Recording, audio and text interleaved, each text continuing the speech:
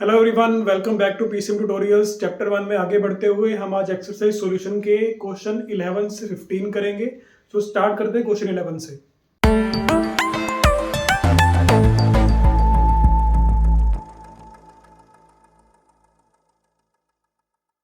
Question 11 हमें दिया गया है, express the power of A 100 what bulb in CGS unit. हमें 100 वॉट बल्ब की जो पावर हमें दी गई है ना, उसको हमें सीजीएस में कन्वर्ट करना है। अब सीजीएस में कन्वर्ट करने के लिए हमें इस वॉट को ना एसआई में कन्वर्ट करना पड़ेगा। यानी कि एसआई में वो क्या होता है, जैसे कि हमें 100 वॉट बल्ब दिया है। क्वेश्चन 11 है पावर ऑफ ए बल्ब, जो कि हमें 100 वॉट दी गई है। अब 100 वॉट वॉट आपको पता है कि पावर होती है। पावर का फॉर्मूला क्या होता है, work done per unit time. Power is equal to work done per unit time. और वर्क डन की यूनिट्स क्या होती है, जूल होती है, टाइम की सेकंड्स होती हैं। तो हमें पता है कि जो 100 वॉट है वो एग्जैक्टली क्या चीज़ है, 100 जूल्स पर सेकेंड। 100 जूल पर सेकेंड। अब ये होता है एसआई में, हमें इसको कन्वर्ट करना है सीजीएस में। अब सीजीएस में कन्वर्ट करने के लिए जो जूल होता है ना, वो ईआरजी के बराबर होता है। और जो उसका कन्वर्जन होता है, कन्वर्जन करने के लिए जो 1 जूल होता है 10⁻⁷ ईआरजी के बराबर होता है। यानी कि हमें जो कन्वर्जन पता है वो है कि 1 joule is equal to 10⁻⁷ erg. अब 100 वॉट बल्ब है, यानी कि 100 जूल पर सेकंड है। हमें इसको कन्वर्ट करना है ईआरजी पर सेकंड में, यानी कि सीजीएस में तो वही होगा ना, हमें जूल की जगह ईआरजी में कर देना है और टाइम तो सेकंड में ही होता है।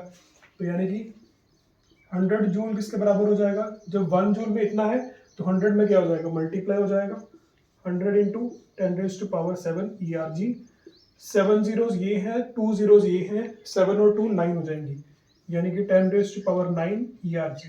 हमें कन्वर्ट करना था जूल पर सेकंड को ईआरजी पर सेकंड में। अब जूल को तो हमने कन्वर्ट कर दिया है, तो यानी कि जो 100 वॉट है वो किसके बराबर हो जाएगा, 10⁻⁹ ईआरजी पर सेकंड। तो यहाँ पर हमने कन्वर्ट कर दिया 100 वॉट को ईआरजी पर सेकंड में, यानी कि सीजीएस यूनिट में। नाउ 12th क्वेश्चन है हमारे पास, the normal duration of ISC physics practical period in Indian colleges is 100 minutes. कहते हैं कि कोई प्रैक्टिकल पीरियड है, ठीक है, उसका जो ड्यूरेशन है वो 100 मिनट्स का है। और express this period in micro centuries. हमें इस पीरियड को, ये जो हमें टाइम पीरियड दिया गया है ना 100 मिनट्स का, इसको हमें कन्वर्ट करना है माइक्रो सेंचुरीज में। और 1 माइक्रो सेंचुरी 10⁻⁻⁶ इंटू 100 ईयर्स के बराबर है। ड्यूरेशन ऑफ प्रैक्टिकल पीरियड,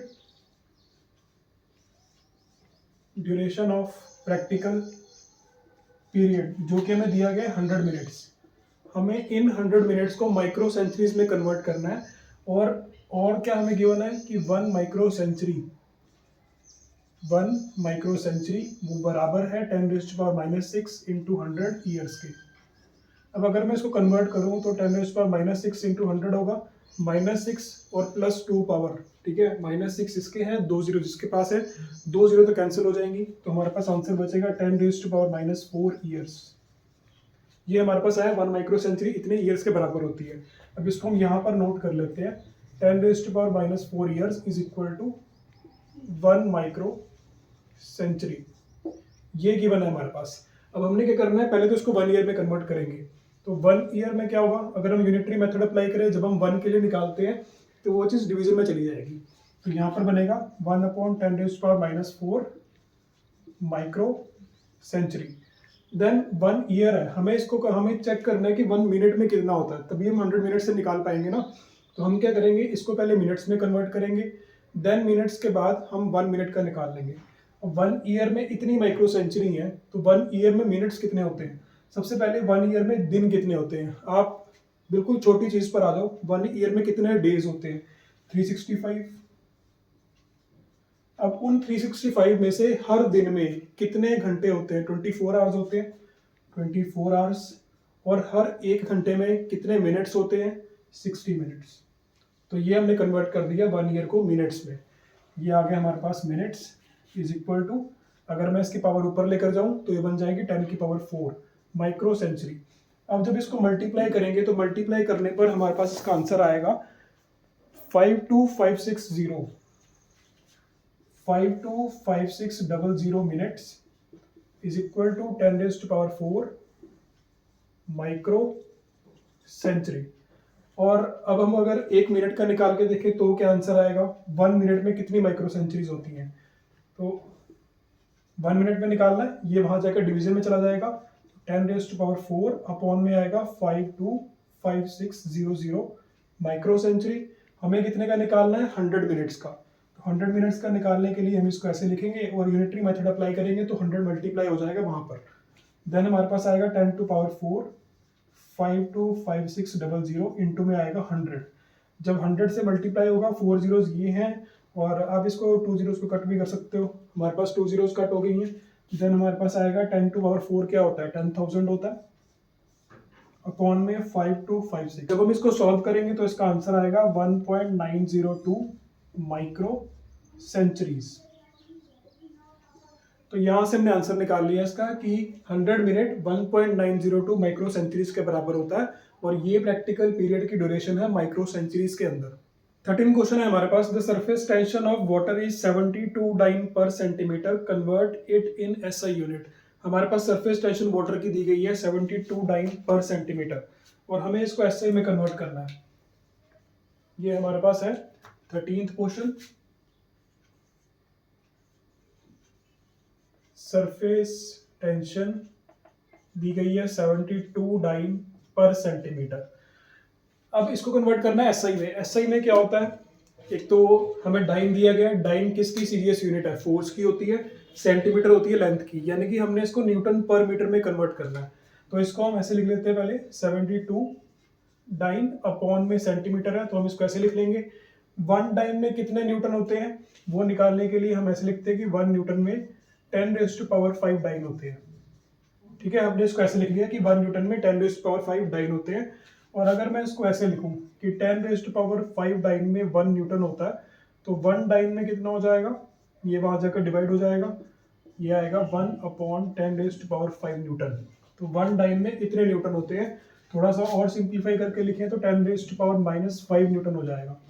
अब हम क्या करेंगे, डाइन की जगह यहाँ पर लिखेंगे 10⁻⁻5 न्यूटन। ठीक है, और ये मल्टीप्लाई में रहेगा। नीचे है सेंटीमीटर, 1 सेंटीमीटर में कितने मीटर होते हैं, 1/100 यानी कि 10⁻2 मीटर में आ जाएगा। ऊपर है -5 और नीचे है -2, -5 -2। जब हम इसको कट करेंगे तो -3 बचेगा ऊपर, तो यहाँ पर आ जाएगा -3 और ये कट हो जाएगा। यहाँ पर हमारे पास आएगा 72 मल्टीप्लाई 10⁻³ न्यूटन। -3 का मतलब क्या है कि वो जीरोज नीचे है, यानी कि 3 जीरोज नीचे है, तो इसका आंसर बनेगा 0.072 न्यूटन पर मीटर। तो ये हमने कन्वर्ट कर दिया इसको एसआई यूनिट में। 14th क्वेश्चन हमें दिया गया है, द काइनेटिक एनर्जी कैपिटल के of A rotating body depends on its moment of inertia and it's angular speed. कहते हैं कि काइनेटिक एनर्जी जो डिपेंड करती है ना, वो मोमेंट ऑफ इनर्शिया और उसकी एंगुलर स्पीड पर डिपेंड करती है किसी भी बॉडी की। ठीक है, रोटेटिंग बॉडी की। और assuming the relation to be, हमें एज्यूम करना है कि जो रिलेशन है वो क्या दिया हुआ है, कि काइनेटिक एनर्जी का जो रिलेशन दिया हुआ है वो दिया है स्मॉल के, कैपिटल आई की पावर स्मॉल ए और उसके बाद ओमेगा की पावर स्मॉल बी।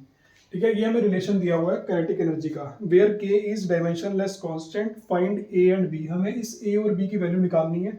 उसके बाद लिखा है moment of inertia of A sphere about its diameter is 2/5 mr²। ये तो चलो हमें फॉर्मूला दिखाने के लिए बताया गया था कि मोमेंट ऑफ इनर्शिया स्फीयर का इतना होता है। अभी मेन फोकस हमारा क्या है, सबसे पहले क्वेश्चन में हमें क्या दिया गया था कि काइनेटिक एनर्जी डिपेंड करती है, यानी कि डायरेक्टली प्रोपोर्शनल है मोमेंट ऑफ इनर्शिया के और इसके ओमेगा की, जो कि एंगुलर वेलोसिटी है। ठीक है, तो अभी इसकी ज़रूरत नहीं है क्योंकि हमें ऑलरेडी पहले से इन्होंने रिलेशन दिया हुआ है, हमें इसी को यूज़ करना है। जहाँ पर स्मॉल के क्या है, डायमेंशनलेस कांस्टेंट। अब जो डायमेंशनलेस कांस्टेंट होता है उसकी कोई डायमेंशंस नहीं होती हैं, उसका नाम ही है कि डायमेंशनलेस कांस्टेंट। ठीक है, तो इसको हमें यूज़ नहीं करना है, हमें इनको यूज़ करना है।